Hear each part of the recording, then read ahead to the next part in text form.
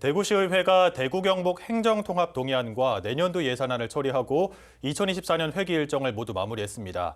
특히 기획행정위원회에서는 올 한 해 동안 대구 경북 행정통합 동의안과 공유재산 매각 동의안과 같은 지역의 중요한 건들이 많이 다뤄져 주목을 받았는데요.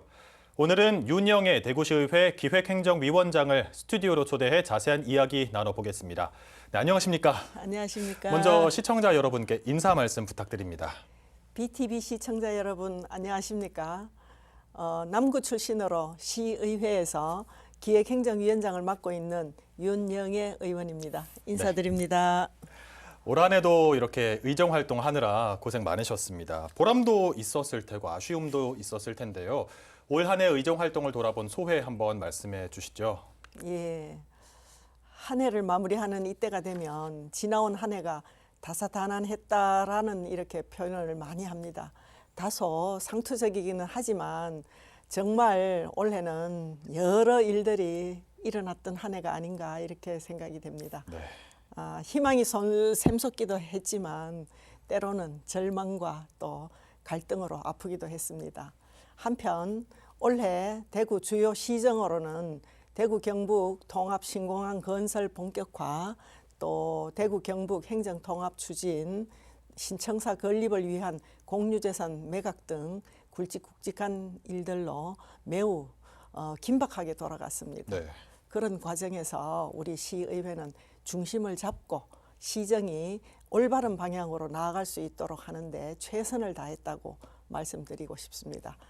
한 가지 아쉬운 점은 시민의 삶과 직결되는 부동산과 실물 경제 침체가 계속 이어지고 있어서 지역 정치권에 몸담고 있는 한 사람으로서 송구스럽고 안타까운 마음을 가지고 있습니다. 네, 이렇게 많은 일들을 해주셨는데 또 안타깝다는 말씀을 들으니까 참 많은 게 느껴지기도 합니다. 또 지난 정례회에서 지역의 중요 현안 하나인 대구 경북 행정통합 동의안이 기획행정위원회를 통과해서 본회의에서 이제 통과됐죠. 예. 한 명의 반대를 제외하고는 모두 찬성했는데 이 동의안을 다수의 시의원들이 찬성한 이유는 어떤 것 때문이라고 봐야 될까요? 예, 지금 대구와 경북이 처한 현실이 매우 인구 소멸이나 네. 이런 모든 문제에서 절박함이라고 생각이 됩니다. 네.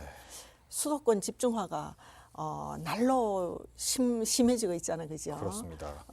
또 인구 감소와 지역 소멸이 예견되는 이런 현 상황에서 이런 이제 어째 보면 너무나 심각한 상황을 타개해야 한다는 공감대가 있었 것으로 생각이 됩니다. 대구와 경북이 통합하여 행정 효율성을 이제 높여야 되고요. 또 국가로부터 제대로 이제 권한을 이양받아서 네. 우리 지역 스스로가 생존하고 또 자립할 수 있는 경쟁력을 갖추고자 하면 대구 경북 행정 통합 꼭 필요하기도 하고요. 이런 효과에 대해서 시의원들이 다 모두 공감을 했다고 이렇게 생각이 됩니다. 네, 이번 대구시의회에서 통과된 게 어떻게 이어질지 저도 기대가 되는데요. 예. 그런데 위원장님은 또 이번 기획행정위원회에서 동의안 심사를 하시면서 집행부에, 그러니까 대구시죠, 시민과 더 적극적으로 소통하고 여론 수렴을 해야 한다고 요청하기도 하셨습니다. 예. 조건부 찬성으로도 들리는데요. 예. 집행부가 보완해야 될 점이 어떤 거라고 생각하십니까? 예, 아무리 좋은 정책이라도 시민들이 공감을 하지 못하면 성공할 수 없다고 봅니다. 그래서 이번에 추진된 대구 경북 행정 통합이 그 부분을 간과하고 처음에는 좀 간과한 부분이 있었거든요. 네. 그래서 중간에 제동을 걸었던 것이 사실입니다. 행정 통합의 필요성과 이렇게 당위성에 대해서는 충분히 이제 공감하나 네. 올 5월부터 탑다운 방식으로 급하게 이렇게 진행되었던 행정 통합 과정에 대해서 시민들에게 제대로 알리고 또 설명하는 이런 부분들이 다소 소홀하지 않았나 이렇게 생각이 들었거든요. 그래서 저는 우리 대구시에다가 이런 과정들에 있어서 보완을 해라, 또 시민들의 의견을 적극 들어라 이런 네. 요구를 했습니다. 다행히 대구시는 이를 받아들여서 구군 이제 주민 설명회라든지 이런 각급 직능 단체 또 경제계, 문화예술계 이렇게 지역사회의 다양한 구성원들을 만나고 또 공감대 형성에 노력을 좀 했습니다.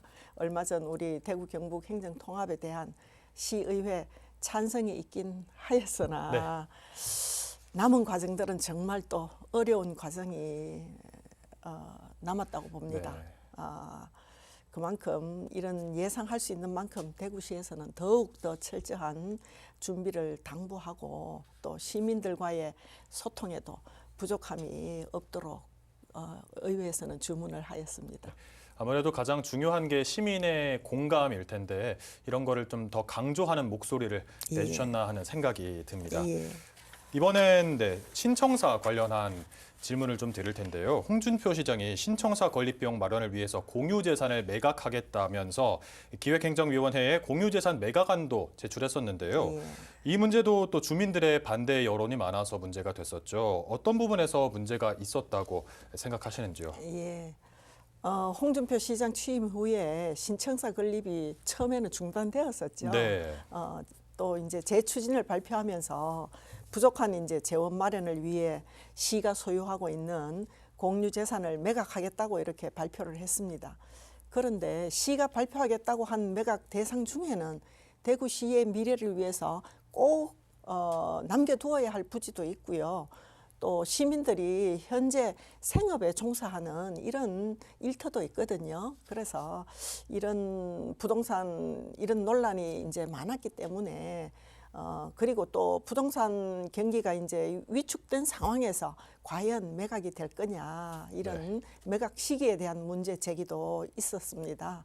어쨌거나 우리 기획행정위원회 위원들의 일관된 입장은 신청사 건립 재원 마련을 위한 공유재산 매각은 최소한도로 거쳐야 한다는 이런 생각이며 그 기준에서 이제 판단하고 있다는 말씀을 드리겠습니다. 저희 BTV 뉴스에서도 여러 차례 보도해 드렸던 기억이 있는데요. 시민들의 입장에서 잘 원만하게 해결됐으면 좋겠다는 생각입니다. 또 이번엔 위원장님이 이번 정례회 이전에 임시회에서 5분 발언을 통해서 아파트 미분양 장기화에 따른 해법으로 미분양 아파트를 공적으로 활용하는 방안을 제안했었는데요. 이게 좋은 아이디어라는 평가가 좀 많이 있었습니다. 내용을 다시 한번 설명해 주시죠. 대구시 전역이 공급 초과에 따른 미분양으로 몸살을 겪고 있습니다. 이러한 영향으로 대구시는 56주째 아파트 값이 사실 하락하고 있잖아요.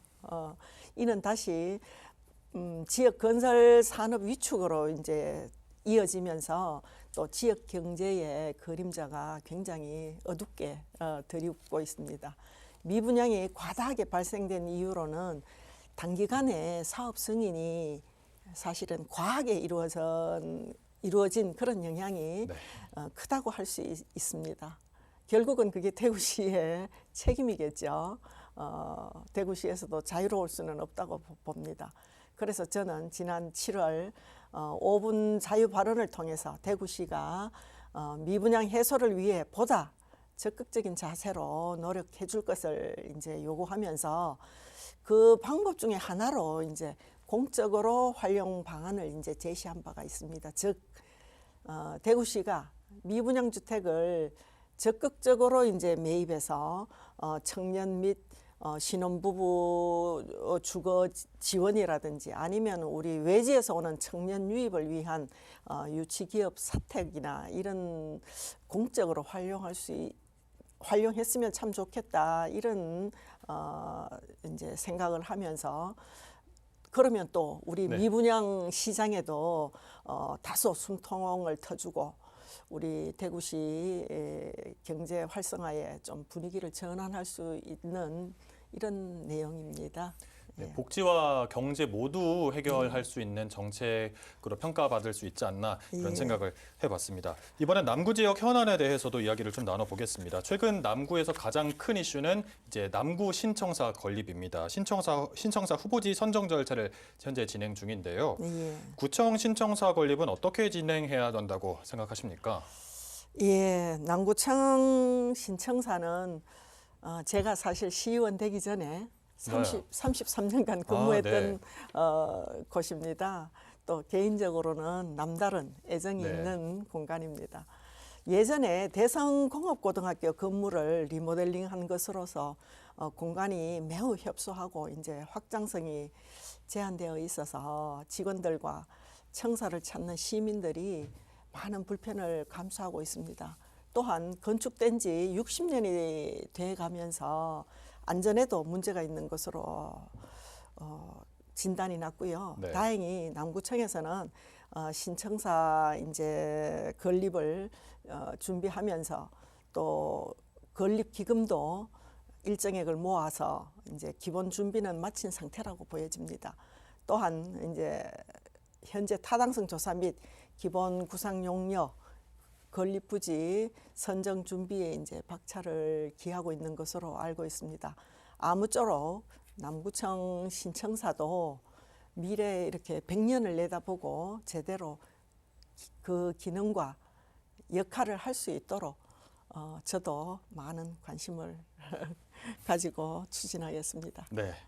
남구의 또 다른 현안으로는 봉덕동 미군부대 반환부지에 건립되는 대구 대표도서관이 개관을 앞두고 있는데요. 그 일대에 이제 평화공원을 조성하고 공원 이름을 박정희 공원으로 바꾸고 박정희 동상도 세우겠다고 했는데 앞으로 어떻게 추진됩니까? 예, 현재 대구 도서관은 시설 공사를 마무리하고 있는 단계고 곧 준공 검사가 앞두고 있습니다. 향후 이제 장서 구입과 시스템 구축을 거쳐서 내년 10월 개관을 목표로 네. 준비를 차곡차곡 해나가고 있습니다.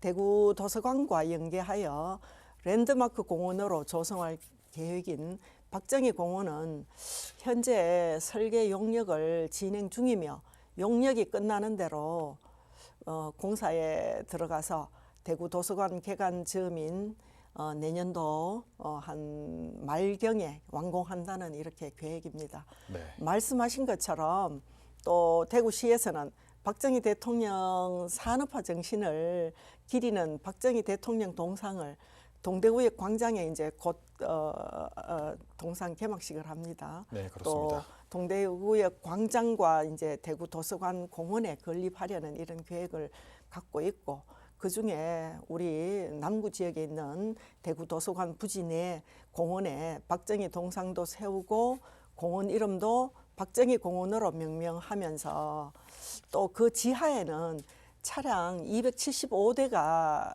이렇게 수용할 수 있는 지하 공영 주차장도 함께 조성하는 이런 계획이 있습니다. 대구에 랜드마크가 될 도서관과 또 박정희 공원이 이 지역의 명소로 거듭날 수 있도록 열심히 시의회에서도 잘 챙기겠습니다. 네.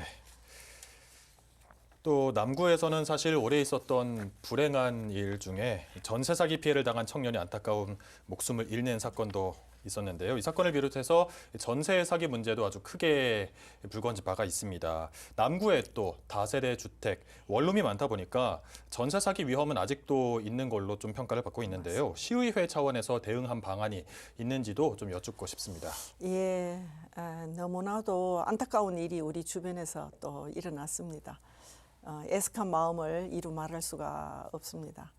말씀하신 것처럼 남구는 군위군을 제외한 대구시 구군 중에서도 제일 1인 가구가 높은 비율이거든요. 네. 1인 세대가 남구 전체에서 보면 53%. 53% 반이 넘는 거네요. 예, 이렇게 높은 비율을 차지하고 있거든요. 그래서 상대적으로 이제 또 남구에는 원룸 등 다가구 주택에 거주하는 비율이 또 자연히 높습니다. 이러다 보니 이제 전세 사기 등에도 취약할 수밖에 없는 구조라고 보입니다.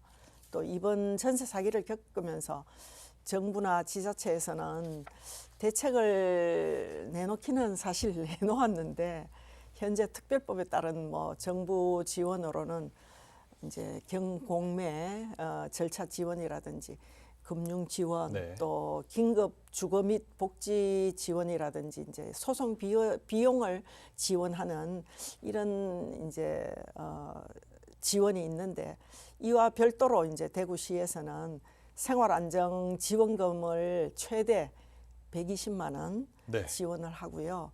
또 가구당 이주비를 100만 원 지원하는 걸로 그렇게 우리가 조례를 만들었습니다. 또 하루아침에 이제 집 밖으로 이렇게 내몰린 피해자들의 입장에서는 정부와 대구시의 지원이 턱없이 네. 부족하겠죠. 하지만 뭐 최대한으로 시의회에서도 피해자들이 좀 빨리 안정을 찾을 수 있고 장기적인 주거 환경 속에서 다시 일어설 수 있도록 지속적으로 관심을 가지겠습니다. 네, 방금 말씀해주신 뭐 전세 사기 피해자 지원 말고도 지방자치단체인 시의회에서 시민들을 위해서 여러 가지 일을 하고 있는데요. 이런 지방자치가 제대로 이루어지려면 지방의회의 위상과 기능을 더 강화해야 한다는 지적도 있고, 이 지방의원들의 역량과 자질도 지금보다 좀 높아져야 한다는 말도 있습니다. 이 지방의회 발전을 위해서 어떤 제도적 방안이 필요한지, 그리고 의원들은 어떤 노력을 더 기울여야 한다고 생각하시는지도 예. 궁금합니다. 예, 뭐 아주 정확한 지적을 해주셨는데요. 지방의회는 집행기관과 더불어서 이제 지방자치의 양대 축이라고 할 수 있습니다. 지방의회가 그 위상과 기능을 공고히 할 때 집행기관도 올바른 방향으로 나아갈 수 있으리라 생각됩니다. 네. 지방정부도 또한 이제 발전되겠죠.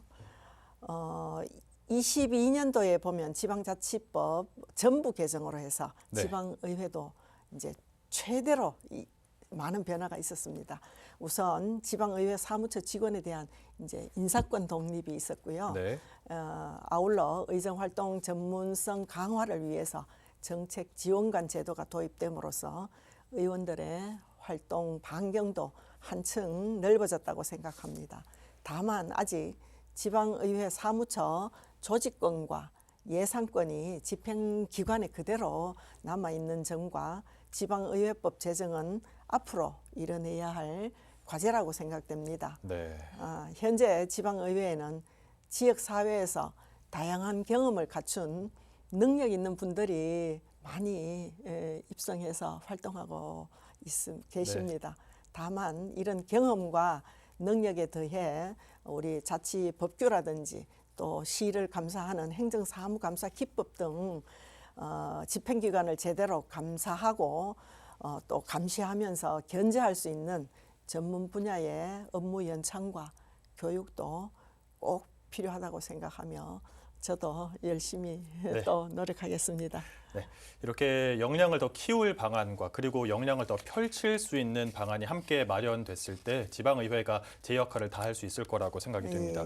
이제 마무리를 할 텐데요. 앞으로 의정활동의 각오와 또 함께 시청자 여러분께 2025년을 맞는 시청자 여러분께 마무리 인사 부탁드립니다. 예, 오로지 시민의 봉사자로서 시민들의 불편이나 애환을 함께 이렇게 나누고 해결하며 그래도 참 보람된 일이 많은 것 같습니다. 네. 또 궁극적으로는 대구시 발전에 기여하도록 최선을 다하겠습니다. 네. 다사다난했던 한 해, 올 한 해 마무리 잘 하시고 희망찬 을사년 새해 맞으시기를 기원하겠습니다. 감사합니다. 네. 더 나은 지방의회와 지방자치가 실현되려면 주민들의 관심과 참여가 매우 중요합니다. 우리 지역을 더 살기 좋은 지역으로 만드는 건 누군가 대신 해주는 일이 아니라 우리 스스로 만들어가야 하는 일입니다. 대구시의회 의정활동에 많은 관심 가져주시길 바라면서 오늘 윤영애 기획행정위원장과 함께한 뉴스토대석 여기서 마치겠습니다. 감사합니다.